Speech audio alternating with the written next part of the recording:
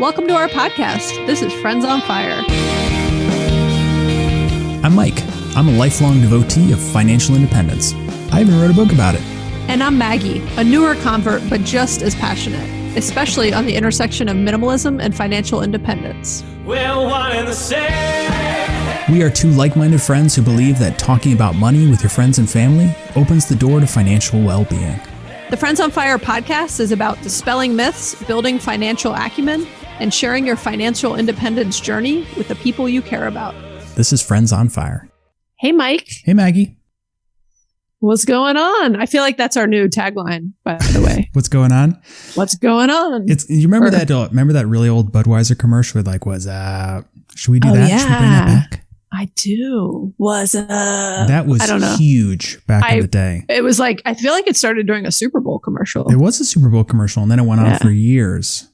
Yeah, I kind of forgot. When you first were talking about it, I was like, I have no idea what you're talking about. But as soon as you said the was up, I was like, yep, I remember. Despite our kind of bland intro, we have a very exciting topic for today's episode. And it's a continuation of the conversation we had where you announced to the world that you are retiring at age 41. I did, and I am still happening. That was a week ago, and I'm still happening. Yeah, that's still the plan. You haven't changed your mind? Still the plan. I change my mind hourly, but this hour it's still on. To recap, Maggie, you are 41. Your husband, Greg, is 43. You and with your 3 kids, I guess they're not retiring, but they're not retiring. They're going to stay in school, to be clear. Yes. So they're going to continue with their normal lives. But your family, the income earning is going away. You guys are retiring, and that's unbelievable. It's exciting. Yeah, it's exciting / scary, but it's exciting. It's all exciting for you because you don't have to deal with the logistics, but it's a mix of excitement and, WTF am I doing some days, but I'm mostly excited, to be clear.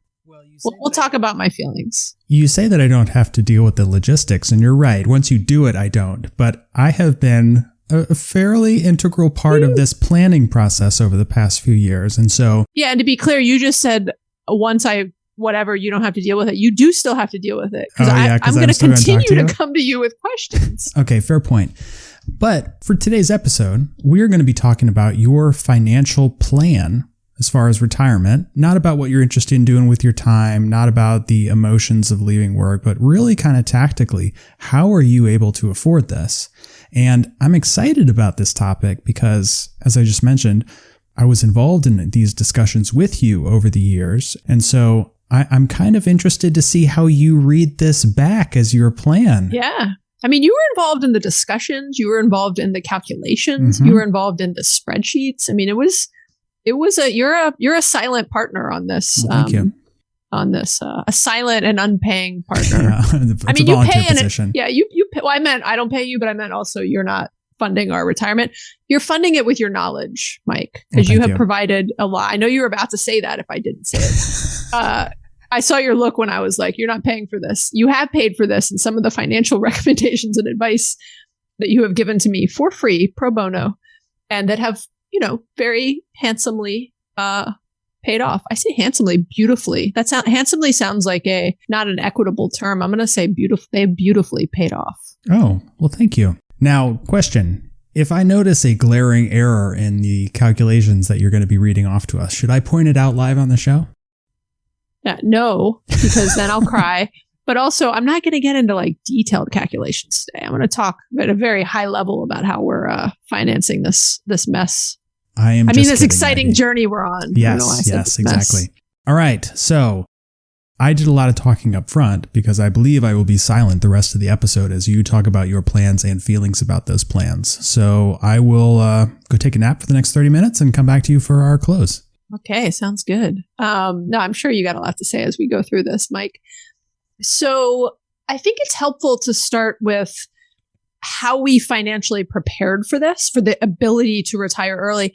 And then I want to spend most of the time actually talking about how we're going to fund our retirement. And those may sound like they're the same thing, but they're 2 different things for what it's worth. And then I'll talk a little bit about my feelings, because what's interesting is even since we recorded last week's episode, Mike, I've had new feelings and emotions arise every day. This is a very exciting, but also anxiety-ridden time in my life. And it's interesting. And I just say that as in like new emotions and discussions and things have come up where I'm like, oh, that would have been cool to include in last week's episode. So I think we might wrap up every episode in this series we're doing about my early retirement, talking about this week's feelings, right? Because they changed a little bit. All right. So why don't you give us some background about how you got to the point where you could comfortably make this decision? So first off, I met you. That really helped.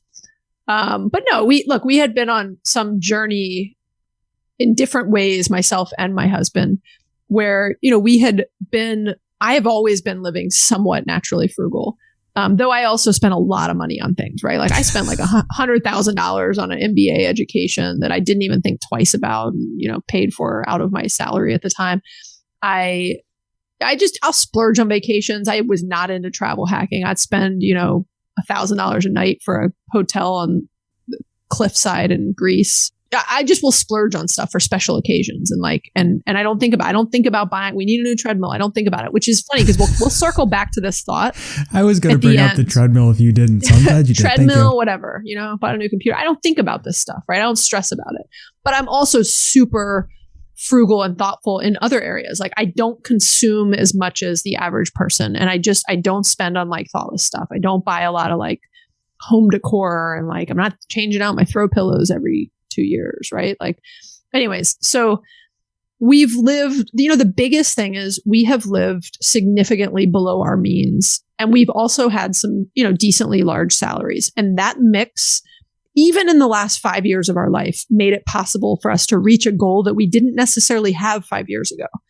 And so I just think that's an interesting point for a lot of people that reminds them, there's times in your life where you think, oh, I don't imagine how I could ever do that. Well, as you start getting further into your career, depending on, what you do, if you're in a career where you have, advancing salaries over time, when you don't let your lifestyle inflate, which is called lifestyle inflation, and I continue to pretty much live on the same amount of money I lived on 10, 15 years ago, right? Like I've not inflated my lifestyle. I don't have a bigger, fancier house. Yes, there's been some upgrades, but that's been, a huge piece that allowed us to get to this point, right? We had ever increasing salaries. And if anything, we had ever decreasing cost of living, right? We paid off our mortgage a few years ago. That allowed us to put way more money into the market. And so it's really been this idea of we didn't let our lifestyle inflate. We lived heavily below our means, and which those two things go together. And then as we were having all this money that we could save, we started putting it into the stock market in basic, simple index funds. And as I've talked about before, I did not start, and I was very overwhelmed by investing. We talk about that on the financial planning episode. I was always thinking like I needed a financial planner, blah, blah, blah.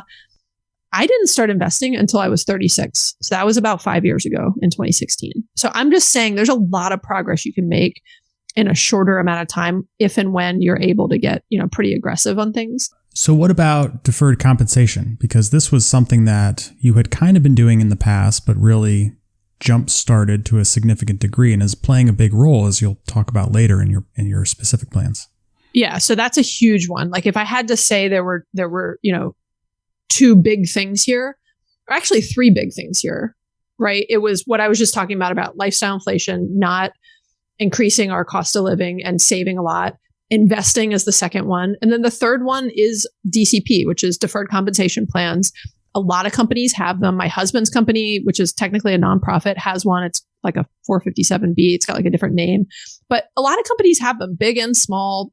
There's plenty of companies that probably don't have them also. But if you do have it, it's an amazing benefit. You are at a high, you know what? I'm not even going to try to explain a DCP. Why don't you do it better? You're the one who sold me on why it was such an amazing thing. I was only doing the like minimum amount for a long time because there's a company match we get. So that's all I ever did until I met you, Mike. Well, this is kind of a funny story. So if you don't mind, I will share this. Go for it. For our deferred compensation plan, you can defer up to 75% of your salary and 100% of your bonus. And you do not pay income taxes on it. Now, you do pay Social Security and Medicare tax, not to get too complicated, but essentially it's pre-tax. You save it, it grows, and then you can determine how and when it is paid out to you.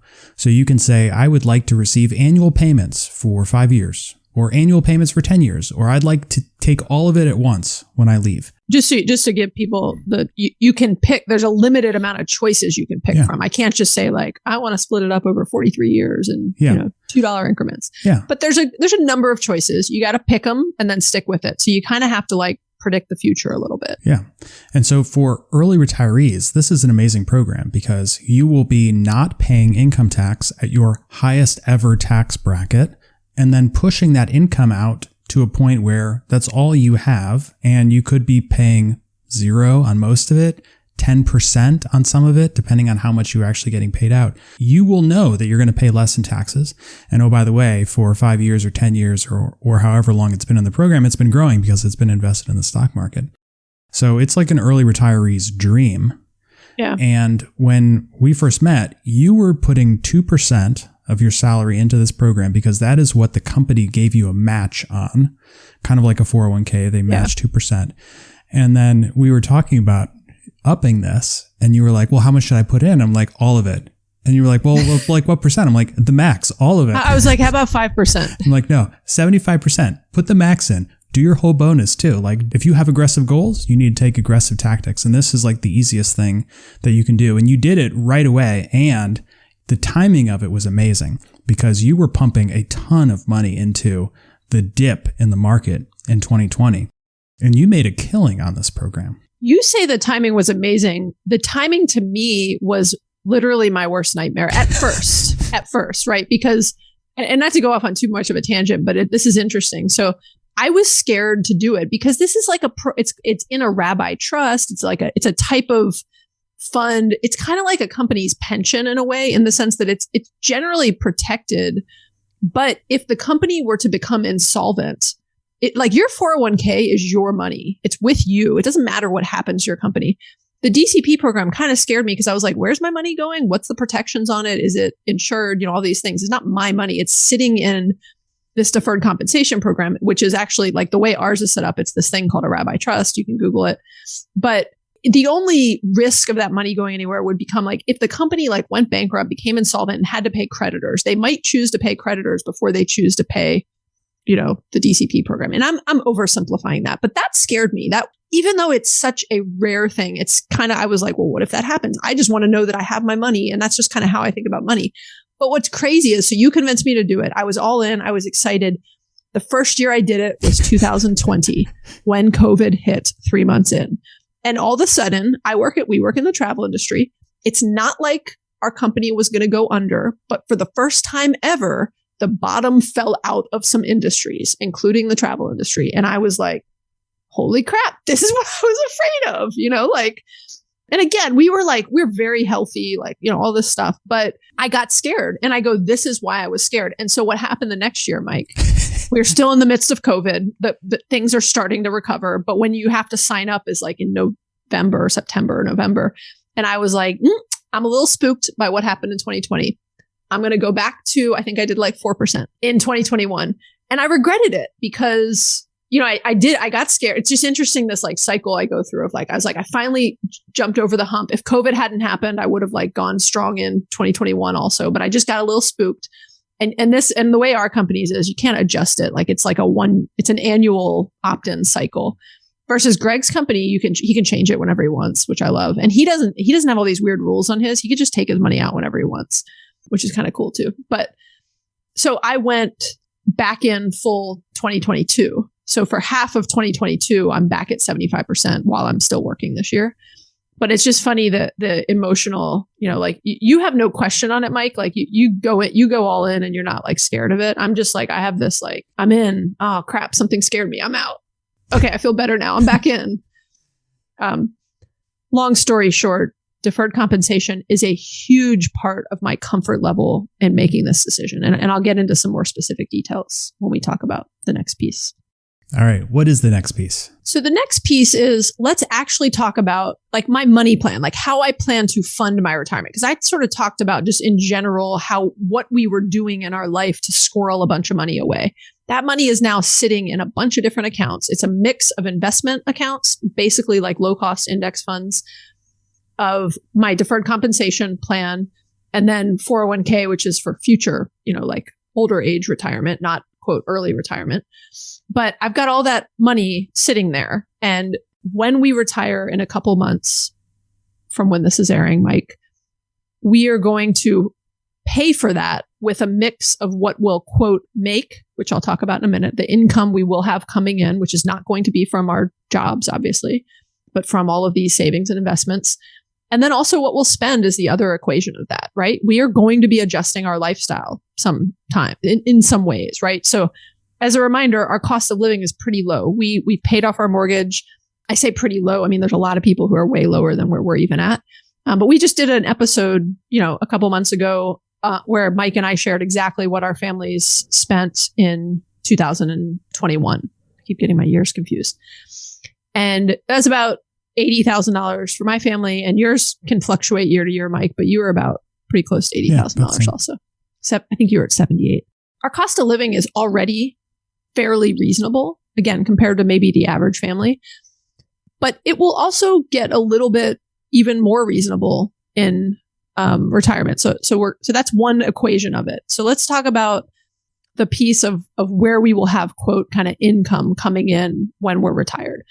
Coming back to the deferred compensation program, aka DCP, that DCP plan will basically cover me for the next 15 years. So there's some really weird rules on like when you set how that money comes out. And I have, as best as I can, orchestrated it over the next 15 years to have the right amount of payments coming out each year. And I know what that cycle is, right? The only fluctuation is how the market performs because all that money is sitting in the market. So it can go up or down. And once a year, I'm going to get a payout from that DCP fund. And once a year for the next 15 years. And I know the amount, right? And I can kind of forecast it. Mike built me this amazing spreadsheet. I think you called it my confusing DCP plan or something because it's very confusing, like when stuff pays out. But I map that out. And that's part of the spirit of this of I know exactly what my income will be I say exactly again, minus market performance. I know what my income will be for the next 15 years. And that's a long time. And look, I'm not super concerned and nor have I financially forecasted out after those 15 years because a lot's going to change in the next 15 years. We're going to figure out like what our lifestyle looks like, what makes us happy, what doesn't, if we have other income. So, to sum it up, we've got that DCP money coming in for 15 years. And that's between me and Greg. We both have two different DCPs set up at our companies. And then we've got some rental property income. So we've got 3 rental properties now. One of them's paid off. 2 of them have mortgages. It's not a massive amount of income, honestly, just because 2 of them still do have mortgages. But it's extra money each month, right? And depending on whether there's expenses, depends on how much we actually see in terms of that income. Like, I don't want to count on it because next year we could need to put a new roof on a property and that might eat up all of that income. But rental property income's a piece of it. The other piece is our investments. So again, we've got a good bit of investments in low cost index funds. And we will never, everyone like worries about, well, what if there's a market decline? I'm never going to pull it all out at once anyways. I literally will pull out what I need in a month if and when I need to tap into that money. But because of DCP, I don't plan on tapping into my investments for at least 5 to 10 years, probably. And again, depends on how, things shift in our lifestyle, kids, college, et cetera. But that's there as another backup that eventually I can tap into. And then, another backup in terms of, the income that we'll have coming in is my 401k. Let me be clear. I would never just take money out of my 401k, but I would consider doing the conversion ladder, which you take, there's like a 5-year kind of waiting period on setting that up and being able to take money out of your 401k without a tax penalty. That's a creative financial strategy that many people in early retirement use. And to me, it's just one of those things that makes me feel good as a backup to a backup to a backup, right? Because I have overfunded my 401k in many ways in terms of it's probably more, it's going to grow into more than I'm going to need at that age. And so it's good to know that that's an additional backup. And just be clear, you're talking about a Roth conversion. So converting pre-tax 401k into a post-tax Roth. And then after 5 years, you can withdraw the contributions to a Roth without penalty. Yep. And it is, it's a totally legal kind of loophole. that again, many people in early retirement have tapped into. And again, that's my backup plan. Yeah, but I it's don't there. recommend it. So that's one more thing on the income side, right? So that's the income quote. I say income in quotes because it's not like we're actively, those are things that are paying off from previous work we've done. The other thing is, my husband and I, we're planning on taking a lot of time off to just decompress and like think and figure out what we want to do, which we'll talk about. And I mean, just figure out like what makes us happy and what we lean into, what's bringing us joy, and lean out of what's not, and all that. We don't even want to think about what we might do until we get that time. And we're trying to kind of be kind to ourselves in that realm. And we'll talk about that in a future episode that we've teased in terms of kind of how we're going to spend our time in early retirement and what our vision is for that. But we ultimately, both of us know like, hey, we might do some consulting with the companies that we're leaving. Both of them have talked to us about that. We might do some other kind of part-time consulting, side hustle type stuff if and when it kind of makes us happy. We might get a job again years from now, right? A part-time job that is in something that we're really passionate about, right? Like I don't see that happening anytime in the next couple of years because I really want to take some time to kind of just explore what I want this next chapter in my life to be like, right? So I don't want to put a lot of pressure on myself. But my point is, I just know myself. I will probably do something that makes money, whether small amounts or, whatever, that kind of helps to cover and offset some of our expenses also, which is another, backup plan. And back to what we talk about a lot, and that is kind of related to where I have certain fears in the future. So I always have to remind myself is I can always go back and get a job again. So if any of these things, if my plans, which are pretty tight, right? Wouldn't you say, Mike? I mean, you've seen the numbers and the plans, like they're pretty solid. I didn't mean tight as in like there's issues. I mean tight as in like they're strong. Yeah, definely. Are you looking for me to make you feel better? There was like a little crack in your voice when you said definitely. I was like, really? Yes. Are you sure? Yeah. Yeah, no, it's pretty strong. We've been very reasonable in, all of our projections and everything else. But even with that, I always say like, look, it's not like my worst case, the quote, I can't remember who to give credit for this. Maybe it's Financial Samurai or somebody, but it's my backup plan and my worst case scenario is most people's everyday scenario. Mm-hmm. And that's what I try to remind myself, and is like, look, worst case, I miscalculated something goes wrong, I go and get a job again. Myself and my husband are very reemployable, and we also are not too humble to do anything. So we will find a way to make money if we have to, right? But I don't expect we will have to unless we want to. So that's the making money side. So one thing I will add to this, for people who are listening and thinking, well, I'm not eligible for deferred compensation and I don't have any rental properties and et cetera, et cetera. All of these things that you just listed, Maggie, are just uses of money that you have earned and not spent and invested in different ways.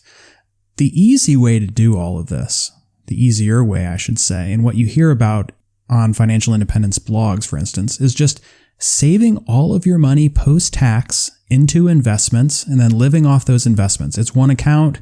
You don't have all these sources of income. It's easy for you to comprehend and for you to manage. What you have done, Maggie, is take advantage of more lucrative opportunities that were available to you.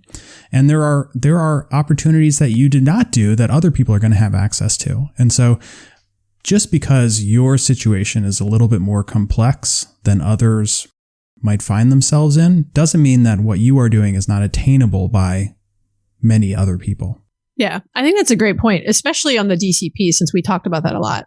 There were some, tax advantages to me doing the DCP, but I could have been, 95% or 90% in the same place without a DCP. I could have myself, quote, deferred my compensation. I mean, all that is forced savings, right? Mm-hmm. If you have the discipline to do it yourself, I could have put that money in the stock market, that's all it's doing. They just took it from me and put it in the stock market for me. And also, obviously the tax benefits, but that's just extra, that's just an extra nice thing on there. I could have gotten to 90% of that value on my own. And everyone else can, to your point, Mike. What's up next, Maggie? Are we going to talk about your feelings? Well, No, almost soon. The other half of how I'm going to fund my retirement, back to my cost of living being low, is we're hoping to spend less in retirement, right? Like, we're just back to taxes. Like, we're going to spend less on taxes. Our benefits, oddly, our medical benefits might actually get a little bit cheaper over time. Not this year, because we're not going to qualify for subsidies, but in 2023, we will qualify for subsidies. And I've done some math on what we were paying for premiums. That actually might get a little less. We'll talk about that more in the benefits episode. We're going to have more time to do travel hacking. We spend a lot on travel. I mean, we shared that, and we don't have the time to do a lot of hacking. We haven't historically. And so we'll do more travel hacking. We'll get a little bit more flexible on when we do our travel and other things to save money. So, we do anticipate spending less money in retirement. I mean, we kind of got to get into it and see how it looks, but we're not banking on it, but we're expecting it. And then the other thing that I'm kind of excited about too is, you remember when Diana from Economy that we interviewed recently, she shared that story about bartering, where she cleans a yoga studio like once a week, like before or after her class, and gets free yoga classes. Yeah. I'm really excited to do some things like that. Like, I know some local businesses, like there's a yoga studio that's walking distance to my house. Like, are you going to go do the exact same thing? Well, I don't know. I was going to say, like, I'll build them a website. Like, I've got a lot of skills that I can offer places, and I am not like, I think I'm not above, and I think it's actually kind of fun and creative to be like, hey, I could build you guys a website, or like, you don't have a website, or I've seen your website, I can make it better. I could do some marketing consulting for them, whatever. And I just think it'd be kind of fun to, get creative on. I've thought about how I want to take Aikido lessons, and I'm like, that's going to be expensive. What could I do for that Aikido studio to not have to pay? That would be win-win for everybody. Anyways. So just some ideas of, I do also expect that we might spend a little bit less. And everybody says when you're not stressed about work that you just spend less money in life. So we'll see. I hope so. Luckily you don't need any new exercise equipment, right? You don't need a new car. Greg wants to buy a new bike. Oh, you're killing me. Spin bike. Yeah, I know. Speaking of that though, speaking of killing you, let's shift to my feelings. All right. Because I alluded to this earlier. I just wanted to note some feelings that I've been having lately. And I know you love to talk about my feelings, Mike. So I am starting to notice and appreciate my mindset shifting around money. So even though I've always been kind of frugal, and I don't love to spend money, like I'm thoughtful and intentional about how I do spend money. When I need to spend money, I historically don't even think twice about it. When I bought a new treadmill, when I'm making money and when I have a paycheck coming in, I just don't even think twice about this stuff, because But do you think once about it?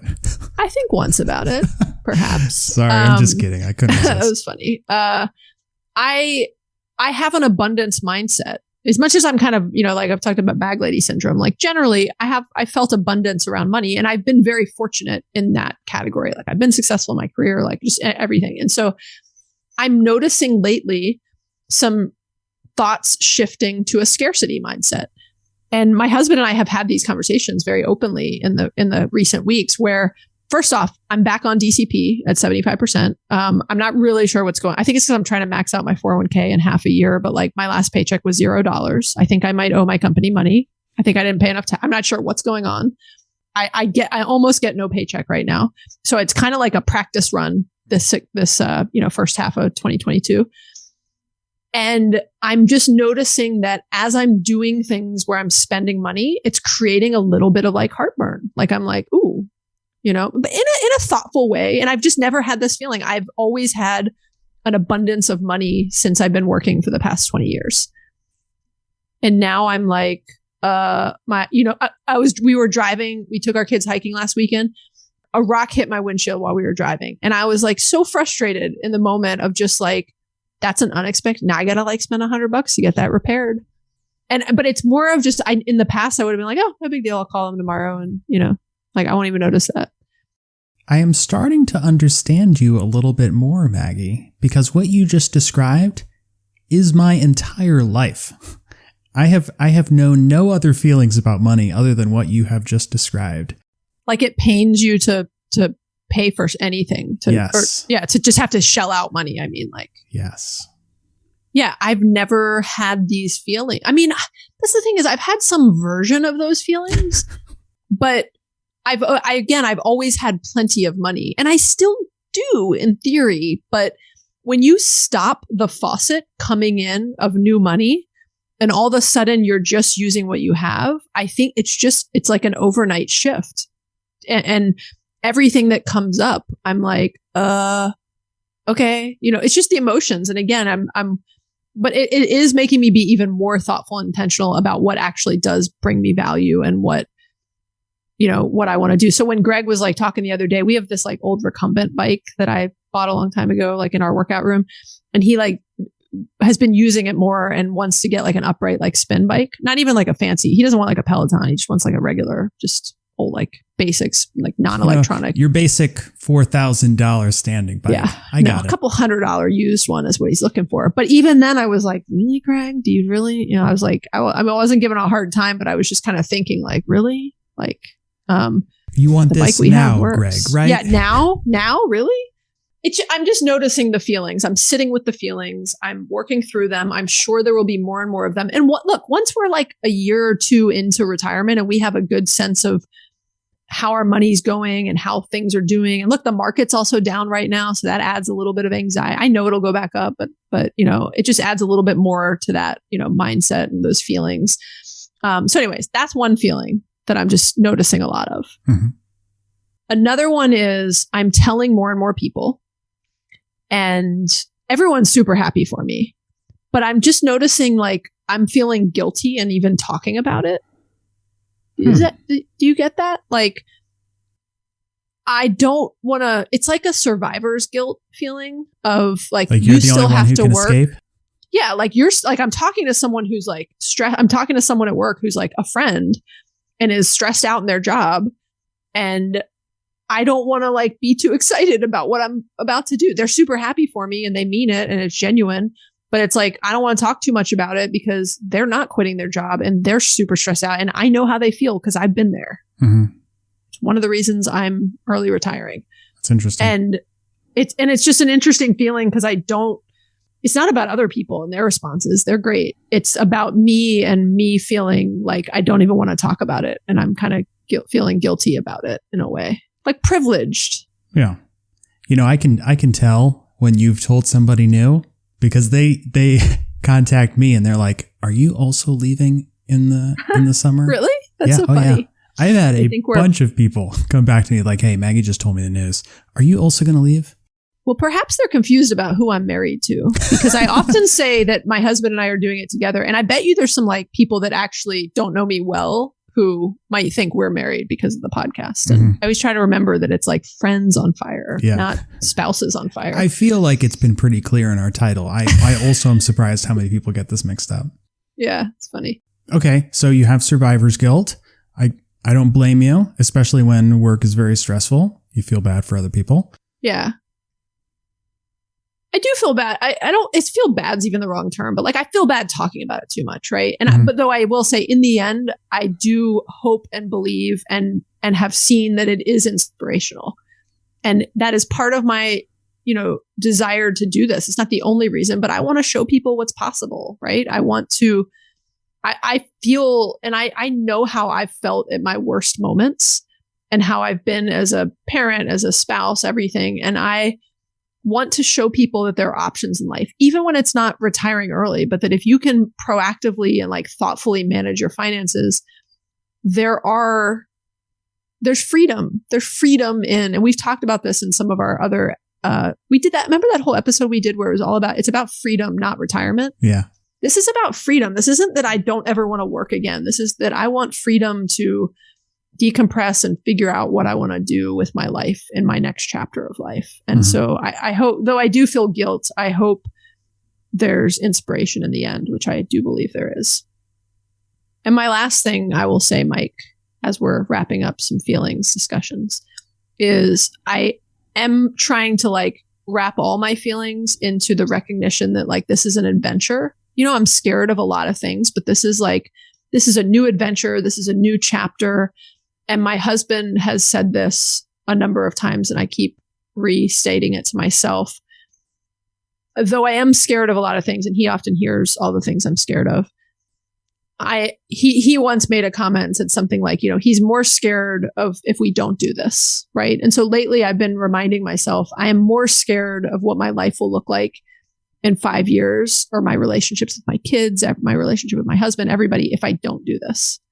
And so I am trying to think of this as an adventure, as like I've financially prepared for this, like we just talked about, but look, things could go wrong and I'll make adjustments. And it's like any path in life, you don't know everything that's going to happen. You can't predict everything. You've got to deal with new information and new things as they happen and make decisions and do your best to adjust to changing circumstances and surroundings. I think that's a great way to look at it. And I totally understand you. There's stuff that's going on in your life that time you'll never get back. We talked about it with our kids all the time. The other thing that I think about, both for myself and for you, is a saying that can be used in a bunch of different scenarios, but it's essentially betting on yourself. And if I look at your situation, I would bet that your strategy is going to work out. I would bet that your investments are going to work out.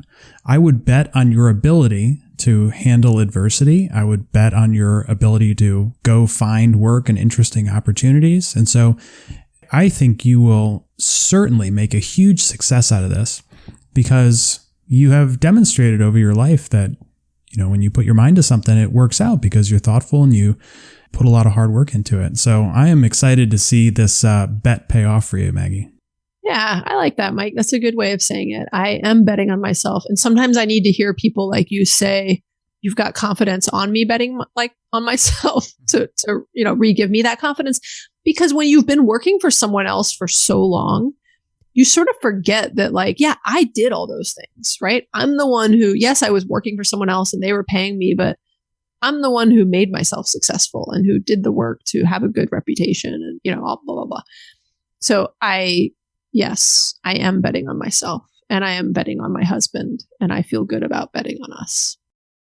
All right. Top 3 takeaways, Maggie. Yes. Top 3 takeaways. Okay. Number 1, the concept of early retirement is possible if you financially prepare for this. So like we talked about throughout this whole episode, right? Anyone could do this. It is not about how much you make. It is about the gap between how much you make and what you spend. Why don't you do takeaway number 2 and 3? Because it's all about your life. Thanks. Okay, I'll do it. Number 2, we are going to make some adjustments to how we spend money and our lifestyle, even if it's just temporary while we get our feet wet and see how things are going, which again is a big piece of the equation of just, how much we're spending. And then number 3, as we wrapped up on a lot of feelings talk, this is a brand new set of feelings and emotions, and this is part of the process of us working through all of them. We literally talk every single day about how we're feeling and what emotions are coming up. And again, that is normal and that is important. We've talked a lot on this podcast and throughout many different episodes about the importance of transparent communications with your partner, with your spouse, and most also with your friends and family and others. And just that, that is a part of this process. So don't be afraid to talk about it, to recognize those feelings and talk about them. All right. Thanks everybody for listening. If you've been challenged or inspired by what you've heard, please rate and review the show. You can also subscribe to make sure you never miss an episode. If you have any thoughts or questions, we would love to hear from you. And you can always leave us a voicemail or text us at 404-981-3370 and hit us up on Instagram. We read and listen to all those messages. We hopefully reply to all of you. And if we don't, hit us up again and it's just an oversight. And we love hearing from you guys. So feel free to reach out anytime, especially after the summer, because I'm going to have a lot of free time. Oh, yeah. And I'm going to be lonely and I'm going to need to hear from you guys. So, amp it up. All right. Thanks, Maggie. Good luck. Thanks, Mike. Thanks. Bye. Bye.